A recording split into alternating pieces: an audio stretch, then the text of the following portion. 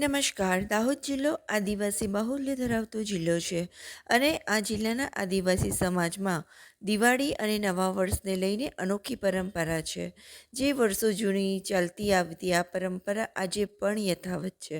નવા વર્ષના દિવસે વહેલી સવારે ખેડૂતો પોતાના પશુઓને નવડાવીને તેને કલર કરી અને મોરપીંછ અને ફૂમતા ઘૂઘરા સહિતની વસ્તુઓથી શણગાર કરે છે. અનેક ગામોમાં ગાય ગૌરી ઉજવાય છે. શણગારેલા પશુઓને લઈ જવામાં આવે છે. લોકો રસ્તા ઉપર સૂઈ જાય છે અને તેના ઉપરથી ગાયોનું ગાડું દોડીને પસાર થાય છે.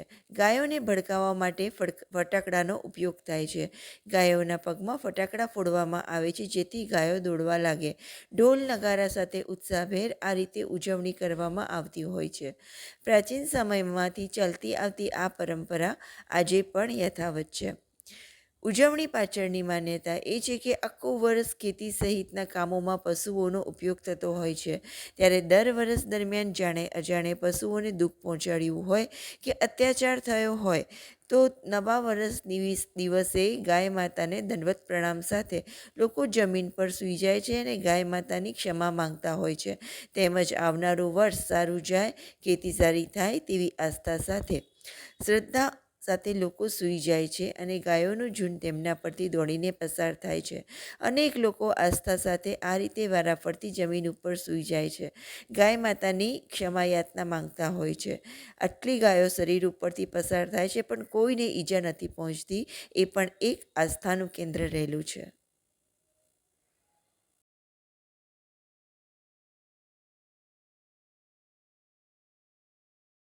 રોજ ગાય ગૌરીનો તહેવાર છે.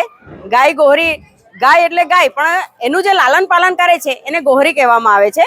અને નવા વર્ષની શરૂઆતમાં જ પહેલો તહેવાર આ ગાય ગૌરીનો આવે છે. આ દિવસે ખેડૂત પોતાની ગાયોને સરસ સુંદર રીતે નવડાવી ધોવડાવી અને પછી એને સરસ શણગાર સજે છે. એને જાત જાતના કલરથી રંગે છે, એની ઉપર મોર પંખ લગાવે છે. આવી રીતે એને બહુ સરસ રીતે શણગારે છે અને પછી બજારમાં લાવે છે. બજારમાં લાવી અને એને ગાય ગોહરી પડે છે, એટલે કે ખેડૂત નીચે સૂઈ જાય જમીન ઉપર અને ગાય એની ઉપરથી પસાર થઈ જાય. અને ગાય પસાર થાય તો એને કોઈ પણ જાતની ઈજા થતી નથી. એવું માન્યતા ધરાવે છે કે ગાય તો આપણી માતા જ છે, આપણે એનું લાલન પાલન કરીએ છીએ એટલે એના પુત્ર સમાન છે. એટલે માતા કોઈ દિવસ પોતાના પુત્રને નુકસાન કરતી નથી. અને એવી પણ માન્યતા ધરાવે છે કે ગાય આપણી ઉપરથી પસાર થઈ જાય તો એ આપણા આશીર્વાદ છે અને એ આશીર્વાદને લીધે અમે આખું વર્ષ આરોગ્યમય અને નિરોગી રહીશું એવી માન્યતાઓ ધરાવે છે. શૈલાબેન ગોહિલ. નવા વર્ષની આદિવાસીઓ ગાય ગૌરીનો તહેવાર ઉજવે છે. જે આ પેઢીઓથી આ પરંપરા ચાલતી આવે છે અને આ નવા વર્ષનો એનો મહિમા છે કે માતાજી દેવ એ એમની કૃપા રહે અને વર્ષ સારું રહે, ગામની સુખાકારી, ખેડૂતોને સારું વર્ષ જાય, સારું ઉત્પાદન આવે ખેતીનું અને એમનું સુખ સમૃદ્ધિ માટેનું આ તહેવાર ઉજવાય છે. અશોકભાઈ પટેલ, ગરબાડા. આ ગુજરાત રાજ્યનું દાહોદ જિલ્લાનું અને ગરબાડા ગામનો સૌથી મોટો પર્વ એટલે નવું વર્ષ. નવા વર્ષના દિવસે અહીં આદિવાસીઓમાં અમારી ગાયોને રંગબેરંગીથી પીછાથી શણગારી અને ગરબાડાના મેન બજારના અંદર ગાયગોરીનો પર્વ ભારે ઉમંગ સાથે ઉજવવામાં આવે છે. આ સાથે અહીં આ વિસ્તારમાં 15 થી 20 હજાર જેટલા પ્રજાઓજનો ભેગા થાય છે અને ગાયના ટોળા નીચે આત્મસમર્પણ કરવા માટે તેઓ ગાયના પગ નીચે સૂઈ જાય છે અને ઉમંગ ઉજવે છે. સારો વરસાદ, સારી ખેતી અને દેશ ઉન્નતિ તરફ જાય એ માટે અવારનવાર આ વર્ષો વર્ષ પ્રસંગો થાય છે અને ધામધૂમથી આદિવાસી વિસ્તારમાં ઉજવાય છે. અને આ અવસર એટલો ઉમંગી થાય છે કે પહેલાની જેમ આજ 3-3 વાગ્યા સુધી ગાયગોરી ચાલે છે, પણ બળદની અછત અને મોંઘા હોવાથી આ પ્રમાણ અત્યારે જોવા ઓછું મળે છે.